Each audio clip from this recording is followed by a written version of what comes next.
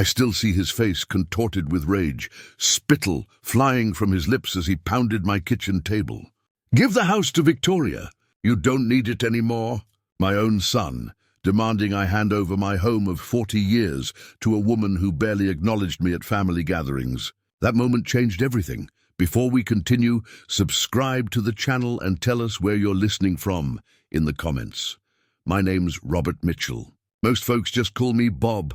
I'm 72 years old, retired for almost a decade now, after working 45 years at the same manufacturing company in Milwaukee. Started on the factory floor at 18 and worked my way up to operations manager. Nothing fancy, but honest work that let me provide for my family. These days, my routine is simple. Wake up at 6:30 every morning, don't need an alarm, my body just knows. Make a pot of coffee, strong enough to put hair on your chest, as my old man used to say. Read the newspaper, yes, the actual paper, not that digital nonsense. Take my morning pills. Walk down to the corner store for fresh eggs when the weather's nice. Talk to my neighbor Ellis about whatever's on his mind, usually his garden or local politics. My house isn't anything special, 3-bedroom ranch style on a corner lot. But Martha and I bought it in 1981, the year after Kevin was born. Paid it off completely in 2011, just before Martha got sick. It's the only place that's ever truly felt like home. Martha, God, I miss her every day. We met in high school, chemistry class, junior year. She dropped her books. I helped pick them up. Simple as that. Married at 20, which was normal back then. Had Kevin at 22. We wanted more kids, but complications after Kevin's birth meant he'd be our only one. Martha poured everything into being a mother. I worked overtime, weekends, holidays when needed. Packed lunches in brown paper bags for 20 years. Drove the same Chevy until it had 230,000 miles on it. Skipped vacations. Also, Kevin could have braces, good clothes, soccer equipment, college without debt. Martha and I delayed our own dreams so he could chase his. We were so proud when he graduated from State University with that business degree. First in our family to finish college? Martha cried at the ceremony. I probably did too, though I'd never admit it. He met Victoria in his late 20s. Smart girl, ambitious, always dressed like she stepped out of a magazine. From money, you could tell. Her father was some kind of executive. She never seemed comfortable in our modest home, always scanning the room like she was tallying up what everything cost. When they got engaged, Martha and I scraped together $15,000 for their wedding. Almost emptied our savings, but that's what parents do, right? The wedding was at some fancy country club Victoria's parents belonged to. Martha and I felt out of place among all those people in designer clothes, talking about summer homes and European vacations. Martha got sick 3 years after the wedding. Cancer. Moved fast. Too fast. 8 months from diagnosis to the day I held her hand for the last time. Kevin visited twice during those months. Said he was busy with work. Victoria came once, stayed for an hour, complained about the hospital parking. I was alone for the first time in 42 years. The silence in the house was deafening. I'd talk out loud sometimes just to hear a human voice. Slept on the couch for months because I couldn't bear our empty bed. Kevin called less and less. When he did, it was always brief. They were doing well. Promotions, a new car, vacations. They bought a house in one of those gated communities with a name like Whispering Pines or Eagle's Landing or something equally pretentious. I tried to stay involved in their lives, sent birthday cards with checks, offered to help with house projects, invited them for Sunday dinners. They were always too busy, had other plans, would try to make it next time. Then Martha's older sister, Janet, passed away unexpectedly. We weren't close, but Martha had kept in touch. Janet never married, had no kids. To my surprise, she left me her entire estate, around $175,000, plus some jewelry that had belonged to their mother. Kevin called the day after the funeral, first time in months, asked if I wanted to have lunch. I was so happy to hear from him that I agreed immediately. We met at a steakhouse near his office. He was wearing an expensive suit, checking his phone every few minutes. The conversation was strained until he cleared his throat and put on what I recognized as his business face. "Dad," he said, leaning forward. Victoria and I have been thinking. That house is too big for just you. All those stairs, the yard work. You're not getting any younger.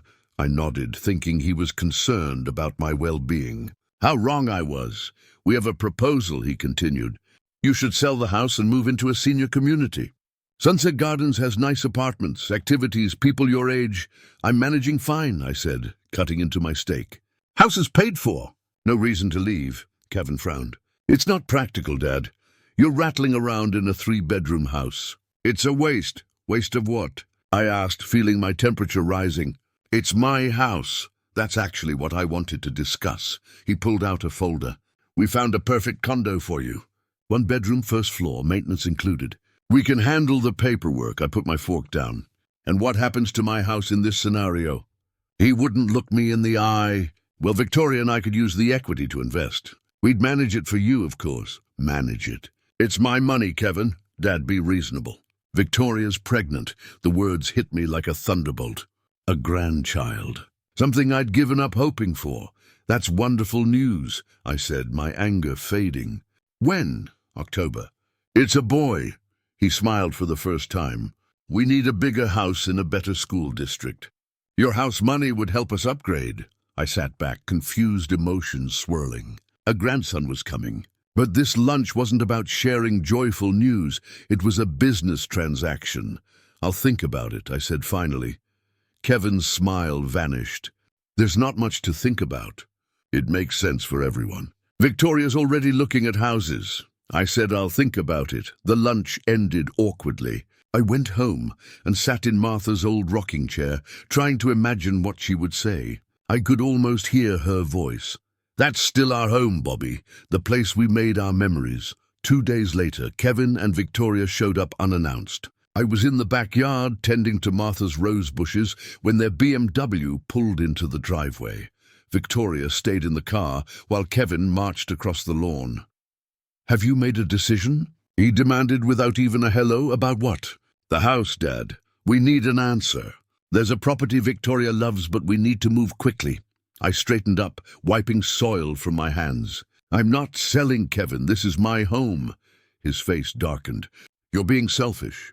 You don't need this place. Selfish? This house holds 40 years of my life with your mother. Mom's gone, Dad. She's been gone for years. You need to move on. The casual cruelty of those words stung worse than a slap. Your mother may be gone, but I'm still here. And this is still my house. Victoria honked the car horn impatiently. Kevin glanced back at her, then turned to me with renewed determination. You got money from Aunt Janet. We know you did. If you won't sell, at least give us a loan for the down payment. 30,000 should do it. I blinked in surprise.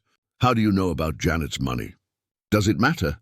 You're sitting on a pile of cash while your son, your only child, needs help. I helped you with college. I helped with your wedding. I offered to help with the house you have now, but you said you didn't need my handouts, remember? Kevin's jaw tightened.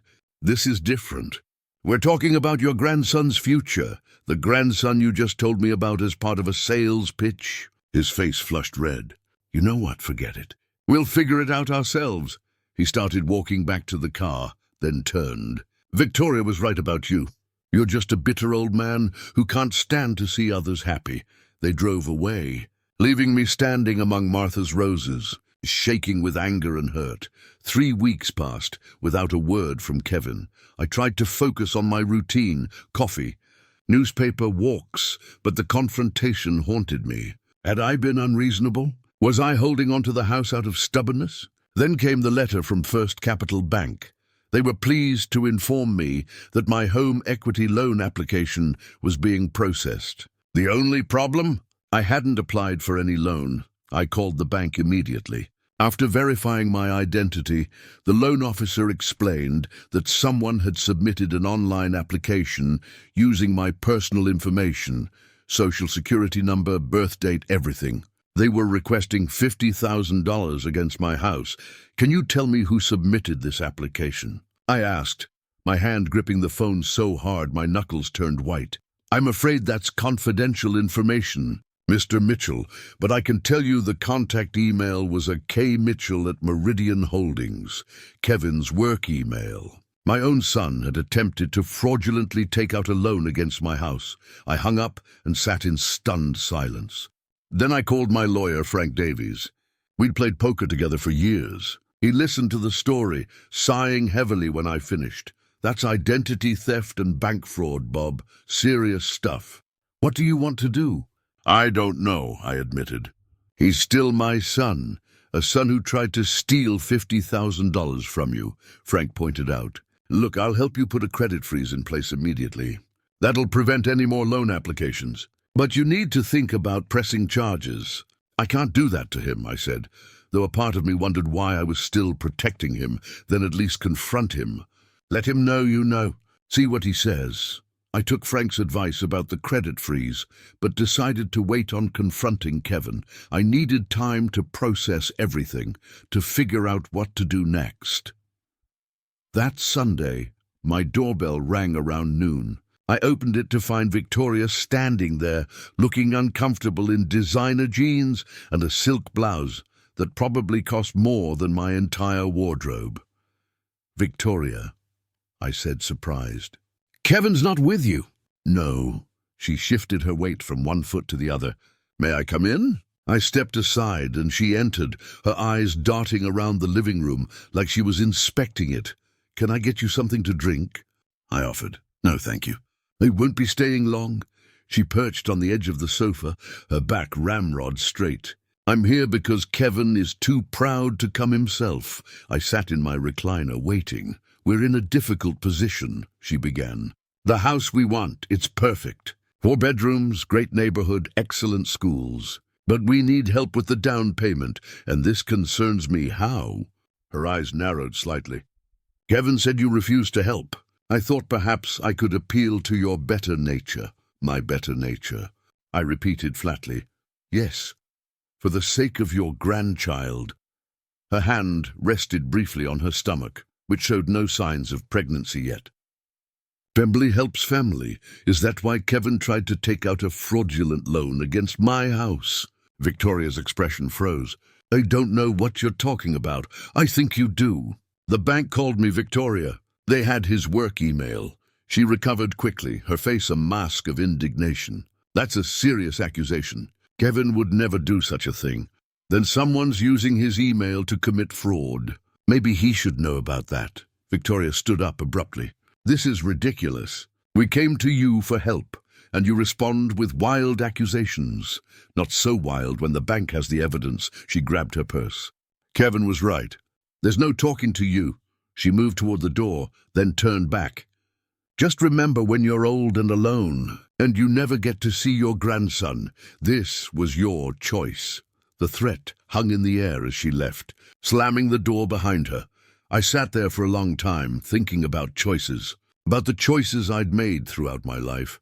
Working extra shifts to pay for Kevin's braces, skipping vacations so he could go to soccer camp, emptying our savings for his wedding. And about the choices he was making now. That evening, Kevin called, his voice tight with anger. What did you say to Victoria? She came home crying. I told her the truth about the loan application. A brief silence. What loan application? Don't play dumb, Kevin. First Capital Bank has your email on the application. Another pause, longer this time. That was a misunderstanding. A misunderstanding. You used my personal information to try to borrow money against my house without my knowledge or consent. That's a felony. I was going to tell you, he said, his tone shifting to defensive. I just needed to secure the new house first. You're being so stubborn about helping us. Stubborn. My voice rose despite my effort to stay calm. I worked my entire life for this house. Your mother and I sacrificed everything for you. And now you need to do this one thing for your grandson. He shouted back. Give the house to Victoria. You don't need it anymore. We've already promised the sellers we have the down payment. His words echoed in my kitchen. Give the house to Victoria. Not to him, to her. As if my home, my life's work, was just an asset to be transferred to a woman who barely tolerated me. Something broke inside me at that moment. A lifetime of love and sacrifice reduced to a transaction, a demand, an expectation that I would simply hand over everything because they wanted it. No, I said quietly. What? I said no. Not only am I not giving Victoria my house, but I'm also reporting the fraud attempt to the police tomorrow. You wouldn't dare, Kevin sputtered. I'm your son, and I'm your father. But that doesn't seem to matter much to you anymore. If you do this, he threatened, you'll never see your grandson. I'll make sure of it. The pain of those words was like a physical blow, but I held my ground. That's your choice to make. Just like this is mine. I hung up and sat at my kitchen table, the same table where Martha and I had shared thousands of meals, where we'd helped Kevin with his homework, where we'd celebrated birthdays and holidays and ordinary Tuesdays. In that moment, I made a decision that would change everything. The next morning, I called my realtor. 2 hours after calling my realtor, she was standing in my living room with a digital camera, taking pictures of every room in the house. Sandy Miller had sold us this place back in 1981, and now at 65, she was helping me let it go. Bob, are you absolutely sure about this? She asked, lowering her camera. This market's hot right now. You could have an offer within days. That's what I'm counting on, I said, watching her photograph the kitchen where Martha and I had shared so many meals. It's just, well, you've been here a long time. Big decisions after big losses can sometimes be, this isn't grief talking, Sandy, I interrupted. My eyes are wide open, she nodded and continued her work. By that afternoon, my house was officially on the market for $385,000. Sandy thought we could get more, but I wanted it gone quickly. The next day, I drove to First Capital Bank, not to report Kevin's fraud attempt. I'd already done that by phone, but to speak with someone who might help me understand what was happening with my son, Mike. Donovan had been Kevin's friend since high school. Now he was a loan officer at the bank. We'd always gotten along well at backyard barbecues and the few football games I'd been invited to over the years. Mr. Mitchell, he said, offering his hand across his desk. Good to see you, though I wish it were under better circumstances. You heard about the loan application. Mike nodded uncomfortably. The fraud department flagged it immediately. They have protocols for cases like this. Cases like this, I repeated. You mean when children steal from their parents? He winced. It happens more than you'd think. Look, I probably shouldn't be sharing this, but he leaned forward, lowering his voice. This wasn't Kevin's first attempt. My stomach dropped. What do you mean? 3 months ago, there was an online application for a personal loan using your information. It was denied because the employment verification didn't match our records 3 months ago. And nobody told me? Mike looked genuinely apologetic. The system flags these things, but unless an investigation is opened, he shrugged. The bank contacts the applicant about the denial, not the person whose information was used. I sat back trying to process this. Kevin had been trying to steal from me for months. There's more, Mike said, hesitating. Kevin's been coming in regularly, asking about various loan products. Business loans, investment loans, home equity. Always just gathering information. Is he in financial trouble? Mike looked uncomfortable.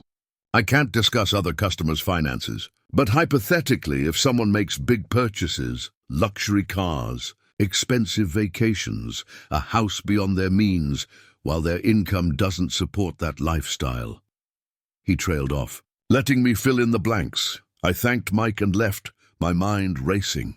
In the parking lot, I sat in my car for a long time, connecting dots I'd been too blind to see: the expensive suits, the luxury car, the house in the gated community, the constant excuses about why they couldn't visit. It was all starting to make terrible sense. That evening, I did something I'd never done before. I searched for Kevin and Victoria online. My computer skills are basic, but even I could navigate social media.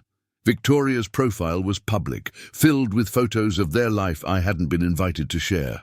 Pictures of tropical vacations when Kevin told me they were too busy with work to visit. Photos of expensive restaurant meals when he said they were cutting back on spending. Images of their house with captions about the renovations they were planning. There were no baby announcements, no ultrasound photos, no pregnancy updates. I scrolled back through months of posts. Victoria in a bikini on a beach 3 weeks ago, her stomach perfectly flat. Victoria drinking champagne at a charity gala 2 months ago. No pregnancy. No grandson. The realization hit me like a physical blow. They had lied about the pregnancy to manipulate me. I shut my laptop and walked to the window, looking out at Martha's rose garden in the fading light. "What would you do, Martha?" I whispered. But I already knew. Martha had always seen people more clearly than I did, especially our son. "He's just like my brother," she'd said once when Kevin was a teenager after he'd lied about where he'd been. "Charming, but he'll say whatever gets him what he wants." I defended him then. "He's just finding his way." Martha had given me that look, the one that said she loved me for my optimism, but wasn't going to argue with my blindness. The house received 5 offers in the first 2 days. I accepted the highest, $412,000 cash, with a quick closing and a 30-day rent back so I'd have time to find a new place and pack. I didn't tell Kevin. Let him find out when it was too late to stop it. Instead, I called Frank, my lawyer, and scheduled an appointment to update my will. If Kevin was willing to commit fraud against me, I couldn't trust that he wouldn't try to challenge my will after I was gone. When I arrived at Frank's office, he greeted me with concern. "Bob, I heard about what happened with the loan application. Are you doing okay?" "Better than expected," I said. "I'm selling the house." Frank's eyebrows shot up. "That's a big move." "It's just a house, Frank. What I need now is to protect whatever's left after I'm gone." Frank nodded and pulled out a legal pad. "What changes do you want to make?" "I want to remove Kevin as my beneficiary, completely." Frank's pen paused over the paper. "Bob, are you sure? Disinheriting your only child is a significant step, I'm aware. But he's made his choices, and now I'm making mine. May I ask what you want to do with your estate instead?" I hadn't thought that far ahead. Who would get my money when I was gone? I had no other children, no close relatives. "What about a charity?" Frank suggested. "Or a scholarship fund? Something meaningful to you and Martha?" "Martha. Of course. The cancer center that treated Martha," I said. "They have a research foundation. And maybe something for the community college, where I took night classes to get my management certification." Frank made notes, nodding. "Both excellent choices. We should also include some specific language to address potential challenges to the will." "You mean when Kevin tries to contest it?" "It's a possibility we should prepare for. I'll draft something that makes your intentions absolutely clear and documents the reasons for your decision." As Frank worked through the legal details, I felt a strange lightness. For decades, I'd carried the weight of providing for Kevin's future, saving for his education, his wedding, worrying if I'd left enough for him after I was gone. Now that burden was lifting. "There's one more thing," I said as Frank finished his notes. "I want to donate Martha's jewelry to the Historical Society Museum." "She always loved their Victorian collection," Frank smiled. "She had good taste. The best," I agreed. That night, I slept better than I had in months. Decisions had been made. Actions were in motion. The future was uncertain, but it was mine to shape. The peace lasted exactly 3 days. I was in the backyard, packing up my gardening tools, when a car screeched into my driveway. Doors slammed, followed by pounding on my front door. "Dad! Open up, I know you're home." Kevin's voice sharp with anger. I took my time walking through the house, steeling myself for the confrontation. When I opened the door, Kevin pushed past me into the entryway. Victoria followed, her face a mask of controlled fury. "What the hell are you doing?" Kevin demanded. "Selling the house." "Without even talking to us?" "It's my house," I said calmly. "I don't need your permission. There's a sold sign in the yard. When were you going to tell us?" "I'm telling you now." Victoria stepped forward, her designer purse clutched like a weapon. "This is completely irresponsible. What about our plans?" "Your plans for my house were never my plans," I said. "And speaking of plans, how's the pregnancy going, Victoria?" "Still due in October." Her eyes widened slightly before narrowing. "What's that supposed to mean?" "Just wondering why there are pictures of you drinking champagne last month on your social media, and looking quite fit in a bikini in the Bahamas 3 weeks ago."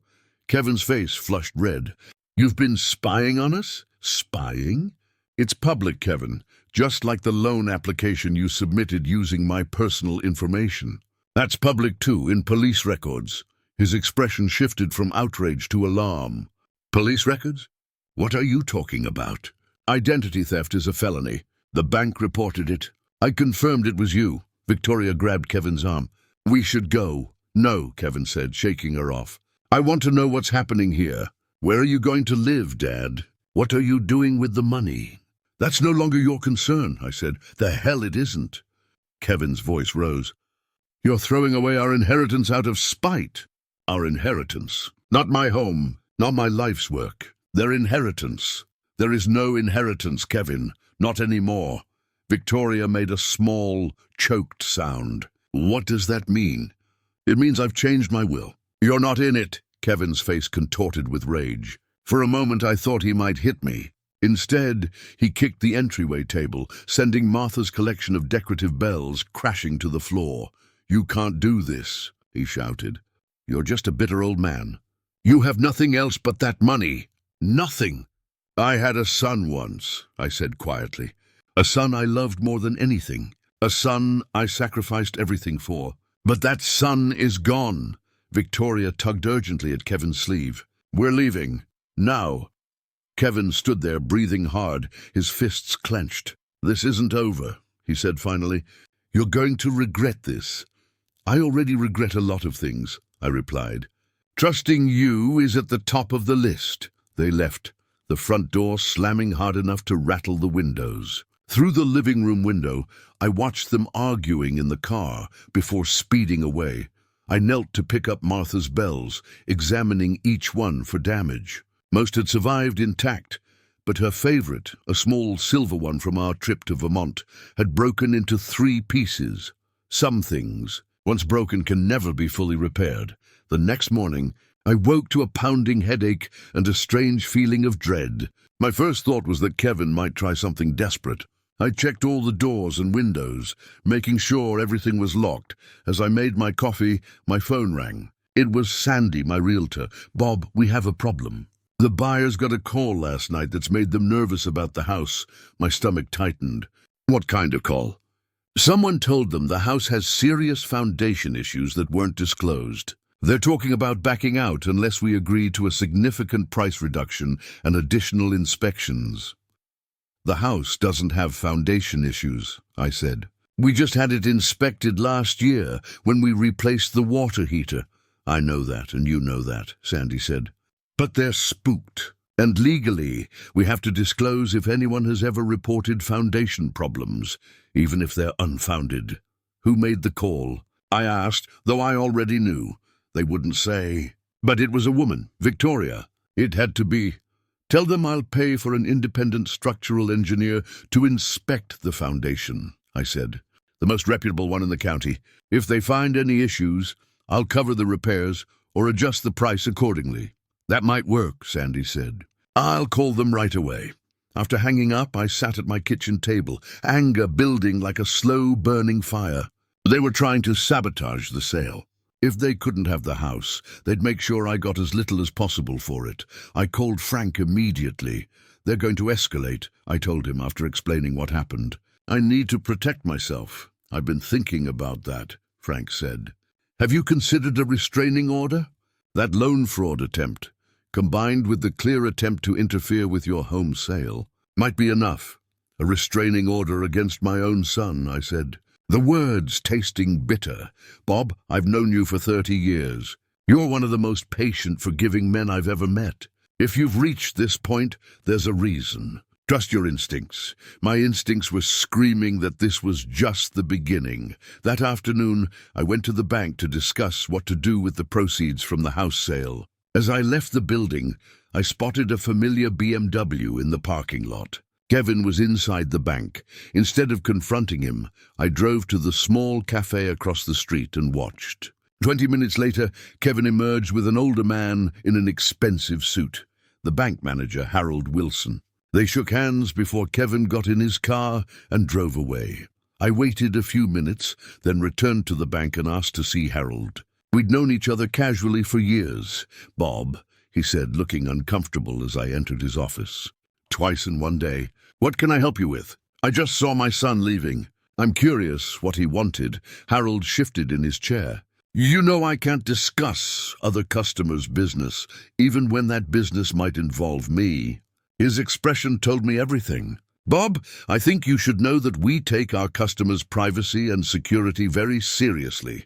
Any attempt to access accounts without proper authorization would be immediately flagged and reported. So he was trying to access my accounts. Harold said nothing, but his silence was confirmation enough. Thank you, I said, standing to leave. That's all I needed to know.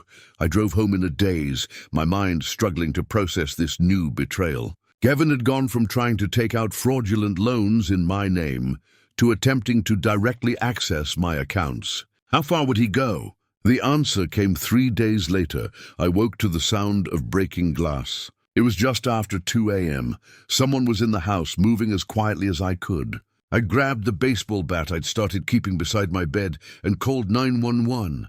The dispatcher told me to stay put until officers arrived. But then I heard footsteps approaching my bedroom. The door swung open. A figure stood silhouetted in the doorway. Kevin, I said, recognizing my son's outline. He stepped into the room, his movements jerky and uncoordinated. Where is it? He demanded, his words slurring slightly. Where's what? Kevin, what are you doing here? The will. The new will. Where are you keeping it? He stumbled forward, and I caught the smell of alcohol. It's not here, I said, keeping the bat visible. It's with my lawyer. Kevin, you're drunk. You need to leave before the police get here. Police? He laughed bitterly. You called the police on your own son? That's perfect. Just perfect. You broke into my house in the middle of the night. It should be my house, he shouted, slamming his hand against the wall. Everything you have should be mine. I'm your son, your only son. Being my son doesn't entitle you to my property, I said, keeping my voice steady. It should have entitled me to your respect. He lurched toward me, and I raised the bat instinctively. He stopped, staring at me with bloodshot eyes. You'd hit me, he asked, sounding more hurt than angry. Your own son? I don't know who you are anymore, I said truthfully. The son I raised wouldn't try to steal from his father. Sirens wailed in the distance, growing louder. You need to go, I said. Now before they get here. For a moment I thought he might refuse. Then his shoulders slumped.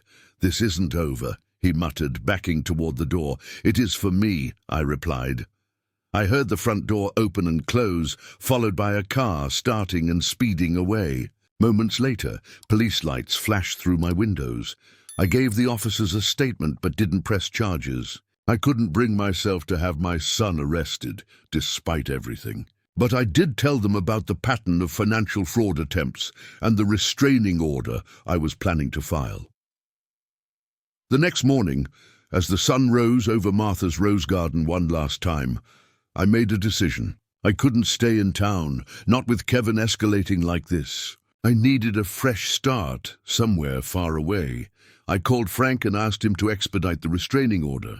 Then I contacted Sandy to see if the buyers would consider letting me move out earlier than planned. Finally, I reached out to my old friend Dave in Florida, who had been inviting me to visit for years. Dave, I said when he answered, remember that guest house you mentioned? Is it still available? For you? Any time, Bob. What's going on? It's a long story, I said, watching a cardinal land on Martha's bird feeder outside the window. But I need to disappear for a while. There was a brief silence before Dave responded. Whatever you need, buddy. The place is yours for as long as you want it. I hung up and began packing 60 years of life into boxes, deciding what to keep and what to leave behind. The house that had been my home for 40 years would belong to someone else soon. My son, the person I'd sacrificed everything for, had become a stranger who would do anything to take what was mine. But as I carefully wrapped Martha's remaining bells in bubble wrap, I realized something important. Kevin hadn't destroyed me. He'd set me free. For decades, I'd lived for other people, working jobs I didn't love to provide for my family, staying in the same town to be available when needed, maintaining a house full of memories because it was expected of me. Now, at 72, I was finally going to live for myself. The restraining order was approved the next day. Kevin and Victoria could no longer legally contact me or come within 500 feet of me. The structural engineer's report came back clean, no foundation issues whatsoever, and the sale was proceeding as planned. I was packing Martha's photo albums when the doorbell rang. Through the peephole I saw Victoria standing on my porch alone, looking uncharacteristically disheveled. I opened the door, but remained in the doorway, blocking entry. "You're violating the restraining order," I said. "I should call the police." "Please," she said, her voice cracking. "Just 5 minutes." Against my better judgment, I stepped aside to let her in. Victoria had always been immaculately put together. Designer clothes, perfect makeup, not a hair out of place. The woman standing in my living room now looked like she'd aged 10 years in a week. Her eyes were red-rimmed, her clothes wrinkled. "Kevin doesn't know I'm here," she said, perching on the edge of the sofa. "He'd be furious if he found out. What do you want, Victoria?" She took a deep breath. "The truth is, we're broke. Completely broke." "What?" "The house, the car, the vacations, it's all financed. Kevin's been juggling credit cards and loans for years, trying to maintain the lifestyle he thinks we deserve." She twisted her wedding ring nervously. "The pregnancy was a lie. We thought if you believed you had a grandson coming, you'd help us."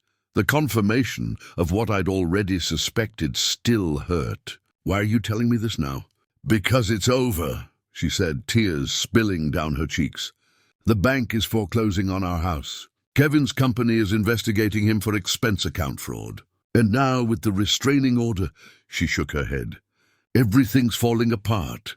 I'm sorry for your troubles," I said, not unkindly. "But I don't see how this involves me anymore." Victoria looked up, desperation in her eyes. "I know we have no right to ask anything of you, but could you at least talk to Kevin? He's spiraling. I'm afraid of what he might do. I thought of my son breaking into my house, demanding my will, trying to access my bank accounts. I thought of the lies, the manipulation, the fraud attempts, and I realized that helping him now would only enable more of the same behavior. I can't do that," I said. "Kevin needs to face the consequences of his choices. We all do." "He'll lose everything," Victoria whispered. "Sometimes that's what it takes to find yourself," I replied. Victoria left shortly after, walking down my driveway with slumped shoulders. I watched her get into her luxury car, probably soon to be repossessed, and drive away. As the taillights disappeared around the corner, I felt a complex mixture of emotions. Sadness for the son I'd lost, relief that the truth was finally out in the open, regret for the years of enabling that had contributed to Kevin's sense of entitlement, but mostly I felt ready to close this chapter and begin a new one. The next morning, I woke before dawn and walked through each room of the house, saying goodbye to the walls that had witnessed my life with Martha. Our years raising Kevin, the quiet decade after Martha's passing. In the kitchen, I could almost hear the echo of Martha's laughter as she taught Kevin to make pancakes. In the living room, I remembered Christmas mornings and family game nights. In the backyard, I saw shadows of birthday parties and barbecues from happier times. This house had been the setting for my life's most important scenes. But the story wasn't over yet. There were still pages to be written, in a new setting with new characters. As the sun rose, I made coffee one last time in the kitchen where I'd started thousands of days. My phone buzzed with a text from Dave, confirming he'd pick me up at the Fort Lauderdale airport tomorrow. Just as I set my phone down, it rang. The screen showed Kevin's name. Despite the restraining order, despite everything that had happened, my heart still jumped at the sight of my son's name. Old habits die hard. Old love dies even harder. I let it ring until voicemail picked up. A moment later, a text appeared. "Dad, I'm at the hospital. Emergency, please come." I stared at the text message for a long time. "Dad, I'm at the hospital. Emergency, please come." Part of me, the part that had changed diapers, taught bicycle riding, and cheered at graduation, wanted to rush out the door immediately. But the wiser part remembered the broken loan application, the lies about pregnancy, the break-in. I called the police department to report the restraining order violation. Officer Reyes, who'd handled my previous report, answered. "It's a common tactic, Mr. Mitchell," she said after I explained the situation. "Using a medical emergency to circumvent a restraining order. We see it a lot, so what should I do?" "Do not respond or go to the hospital. That's exactly what he wants. I can send an officer to check if he's actually there. Would you?" "I'd appreciate knowing, of course." "Which hospital did he claim to be at?" I realized I didn't know. The text just said, "the hospital." In a city with 4 major medical centers, that was strangely vague for a genuine emergency. While waiting for Officer Reyes to call back, I continued packing. Martha's china wrapped in newspaper. Photo albums in plastic bins. Each item sparked memories, some happy, some painful, all part of a life that was ending so another could begin. My phone rang 30 minutes later. Officer Reyes sounded unsurprised. "We checked all 4 hospitals. No Kevin Mitchell registered at any of them." "He lied," I said, though I'd expected as much. "Yes, sir. And that's another violation of the restraining order. Do you want to press charges this time?" I hesitated only briefly. Yes, I do. I'll file the report. "A detective will contact you tomorrow to take a formal statement." After hanging up, I sat heavily in Martha's rocking chair, the one piece of furniture I planned to take with me to Florida. The wood was smooth from decades of use, the creaks familiar and comforting. "What would you do, Martha?" I whispered again to the empty room. But this time, I knew the answer. Martha would have drawn this line years ago. My phone buzzed again, with another text from Kevin. "Dad, they're taking me into surgery. Please come. I need you." Surgery. The desperation was escalating. I forwarded the text to Officer Reyes without responding to Kevin, then turned off my phone. I couldn't bear to watch the lies pile up any further. The next morning, Detective Wilson arrived to take my statement. He was middle-aged, with kind eyes that had seen too much, and a notebook already filled with notes.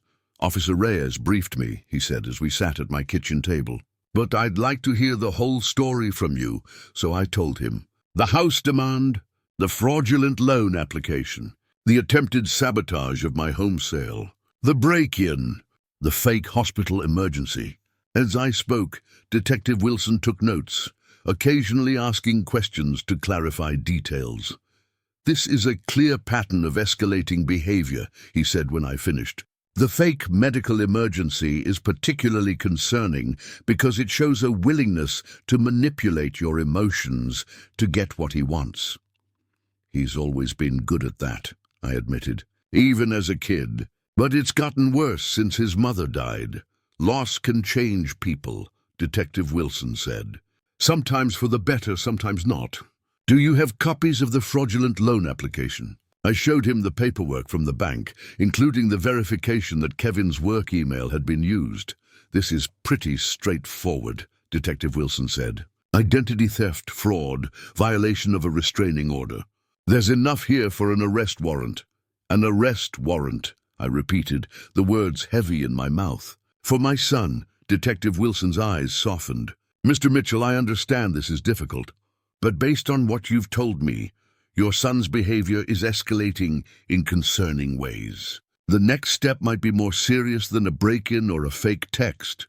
"What do you mean?" "People who feel entitled to something and repeatedly fail to get it can become dangerous, especially when they believe they're running out of options." The thought of Kevin becoming physically violent seemed impossible. But then, I would have once thought identity theft and breaking into my home were impossible too. "What happens now?" I asked. "I'll file for the arrest warrant today. We'll bring him in for questioning, and the DA will decide whether to press charges. Given the documentation you've provided, I expect they will." After Detective Wilson left, I turned my phone back on. 7 missed calls from Kevin, 3 from Victoria, and a dozen text messages ranging from desperate pleas to angry accusations. The last one, sent just an hour ago, made my blood run cold. "If you're determined to destroy my life, I'll make sure you regret it." Final warning. I called Detective Wilson immediately and forwarded him the threatening message. He promised to expedite the warrant. The rest of the day passed in a blur of packing and phone calls. The moving company confirmed they'd be at my house tomorrow. Dave in Florida sent pictures of the guest house he'd prepared for me. Sandy, the realtor, called to say the closing was still on track for Friday. Everything was falling into place, except for the gaping hole where my relationship with my son used to be. That evening, as I was sealing the last box of kitchen items, someone pounded on my front door. "Mr. Mitchell," a woman's voice called. "Police, open up!" I hurried to the door to find two uniformed officers standing on my porch. "What's wrong?" I asked. "We received a call about a potential suicidal individual at this address," the female officer said. "Someone reported that you were threatening to harm yourself." "What? That's ridiculous." "I'm fine." The officers exchanged glances. "Sir, we're required to follow up on all suicide calls." "May we come in?" I let them in, bewildered. As they asked me questions about my mental state and looked around the house, it suddenly clicked. My son called this in, didn't he? The male officer hesitated. "We can't disclose who made the report, but it was a man, right? Claiming to be concerned about his elderly father?" Their expressions confirmed my suspicion. "Officers, I have a restraining order against my son. He's been escalating his harassment because I'm selling my house and moving to Florida. This is his latest attempt to interfere." I showed them the restraining order and explained the situation. They seemed to understand, but still had to complete their welfare check. "We'll note in our report that this appears to be a false report," the female officer said as they prepared to leave. "But be aware that he may try other tactics." "Like what?" "Wellness checks, adult protective services claims, anything to get authorities to interfere with your plans." After they left, I called Detective Wilson again to update him on this latest development. "He wasn't surprised. It's called swatting," he explained. "Making false reports to send emergency services to someone's home. It's illegal, and it's another charge we can add to the list." "How do I make it stop?" I asked, suddenly exhausted. "We're serving the warrant tomorrow morning," Detective Wilson assured me. "This should end soon." I slept fitfully that night, expecting more pounding on my door at any moment. But morning came without incident. The movers arrived at 9 a.m. and began loading my belongings into their truck. Martha's rocking chair, her bells carefully wrapped and boxed, my clothes, books, and the few pieces of furniture I was taking with me. Everything else would go to a charity thrift store.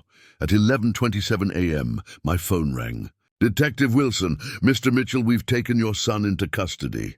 "He's being processed now." My heart constricted. "What happens next?" "He'll have a bail hearing this afternoon. Given the nature of the charges and the escalating pattern of harassment, the prosecutor will request bail be denied, but that's up to the judge." "Will I need to testify?" "Eventually, yes, but not today. We'll keep you informed." I thanked him and hung up, feeling hollow. My son was in jail because of me. No, because of his choices. I had to keep reminding myself of that distinction. The movers finished loading the truck around 2 p.m.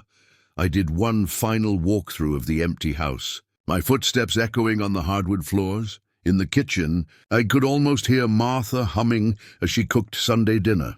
In the living room, phantom laughter from Christmas mornings long past. In Kevin's old bedroom, now stripped bare, I remembered tucking him in, reading bedtime stories, checking for monsters under the bed. "I checked for monsters under your bed," I whispered to the empty room. "But I never thought to look for the ones growing inside you." My phone rang again. An unfamiliar number. "Mr. Mitchell, this is Janet Owens. I'm the public defender assigned to your son's case." "Yes?" I said cautiously. "I'm calling because your son has asked me to convey a message. He wants to meet with you." "That's not possible. There's a restraining order." "Yes, I'm aware. But there can be exceptions for court-supervised meetings. Would you be willing to speak with him before his formal arraignment tomorrow morning?" I hesitated. What was there left to say? "Ms. Owens, has my son admitted what he did?"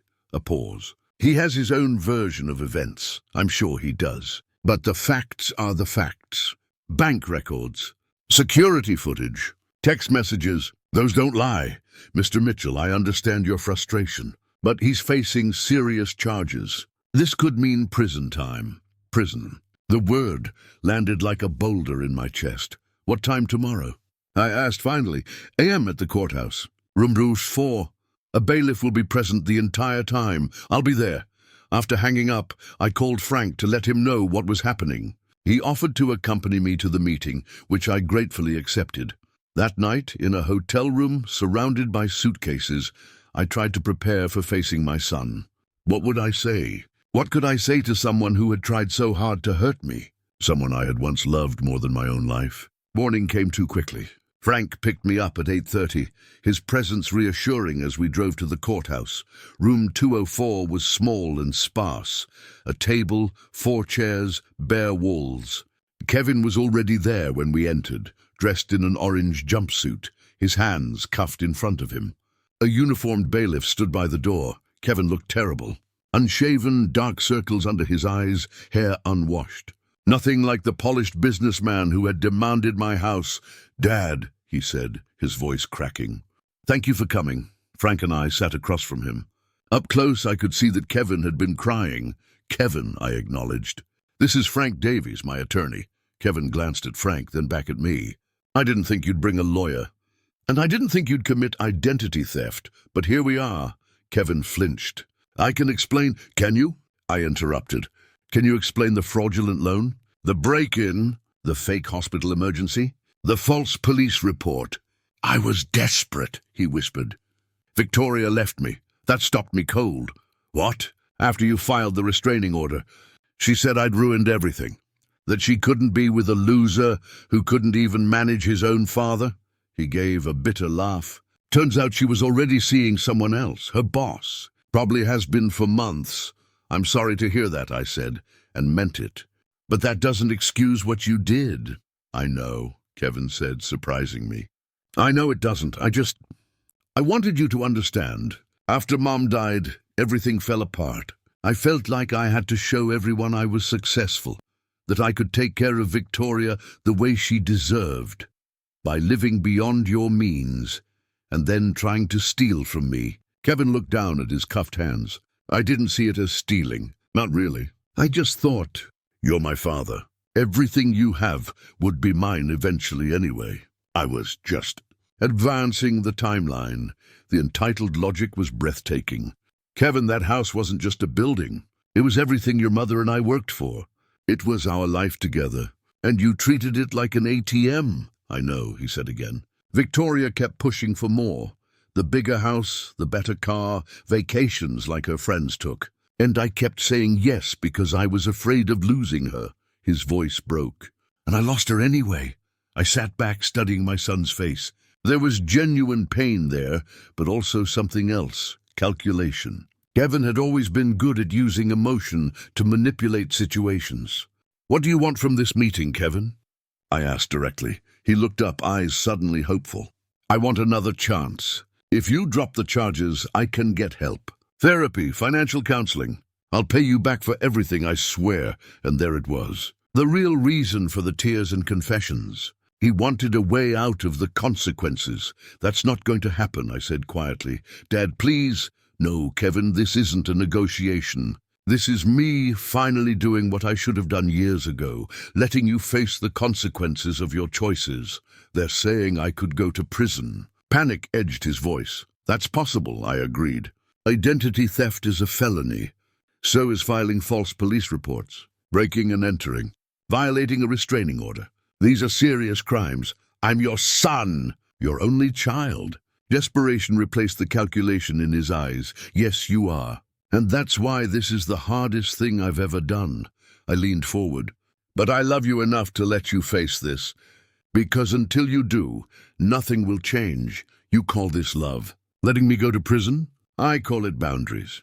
Something I should have established long ago." Kevin slumped in his chair, the fight draining out of him. "So that's it? You're just going to leave me here?" "I'm going to let the legal system do its job. What happens next is up to the courts and to you." "What do you mean?" "You can fight the charges and probably lose, or you can plead guilty, express genuine remorse, and work toward rehabilitation. Your choice." Kevin stared at me for a long moment. "You're really going through with this?" It wasn't a question, but I answered anyway. "Yes, I am." The bailiff stepped forward. "Time's up," I stood, Frank beside me. "Goodbye, Kevin." As we turned to leave, Kevin called after me, his voice small. "Where will you go?" I paused at the door. Somewhere new. Somewhere I can start fresh. Will you? He hesitated. Will you let me know where? I considered his question. Not now. Maybe someday if things change. Dad, he said as the bailiff moved to take him away. I'm sorry. For everything.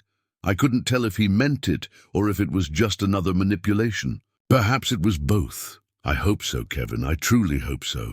Outside the courthouse, standing in the morning sunlight, I felt lighter somehow. Not happy. The situation was too tragic for happiness, but unburdened. The weight of enabling Kevin's behavior had been lifted. Frank squeezed my shoulder. You did the right thing, Bob. It couldn't have been easy. It wasn't, I admitted. But it was necessary. What now? He asked. Now I get on a plane to Florida. Start my new life.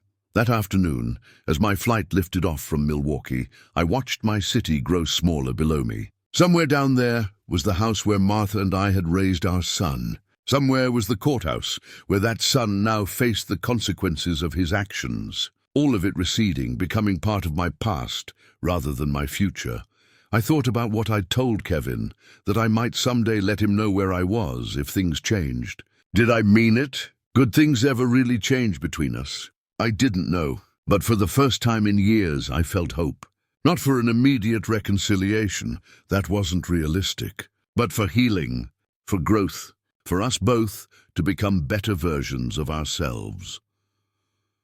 3 days later, I was sitting on the porch of Dave's guest house, watching the Florida sunset when my phone rang. Detective Wilson, Mr. Mitchell, I wanted to update you. Your son pled guilty this morning to all charges. He did. I was genuinely surprised. Yes, the judge was impressed by his willingness to take responsibility. He's been sentenced to 18 months, with the possibility of parole after 12. He'll also need to complete financial counseling and therapy. I see, I said, processing this information. Thank you for letting me know. After hanging up, I sat watching the sky turn from orange to purple to deep blue. Kevin had pled guilty. He'd admitted what he'd done. It was a small step, but an important one. That night, I wrote a letter to my son. I told him about Florida, about the palm trees and the warm breezes. I told him I was proud of him for pleading guilty. I told him I forgave him, even though I couldn't forget what he'd done. I told him I loved him despite everything. I didn't mail it. Not yet, it was too soon. But I would keep it, and maybe someday when we were both ready, I would send it. The next morning I sat at the small desk in the guest house and began making lists. Places I wanted to visit. Classes I might take at the local community college. Volunteer opportunities in the area. It was time to build a life based on what I wanted, not what others expected of me. As I wrote, I realized something important. The house Kevin had wanted so badly wasn't the real inheritance I had to give. The real inheritance was the example I was setting now, of self-respect, of boundaries, of the courage to start over at 72. That was worth more than any property or bank account. That was the legacy I wanted to leave. Whether Kevin would ever recognize its value remained to be seen. But I had done what I could. The rest was up to him. Sometimes the greatest act of love is letting go, not out of anger or spite, but to allow growth that couldn't happen otherwise.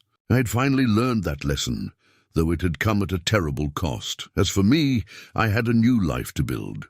One day at a time, one choice at a time, one moment of freedom at a time. If you like this story, please like this video, subscribe to the channel, and rate this story from 0 to 10 in the comments. Your support helps us create more content like this. Thank you for listening.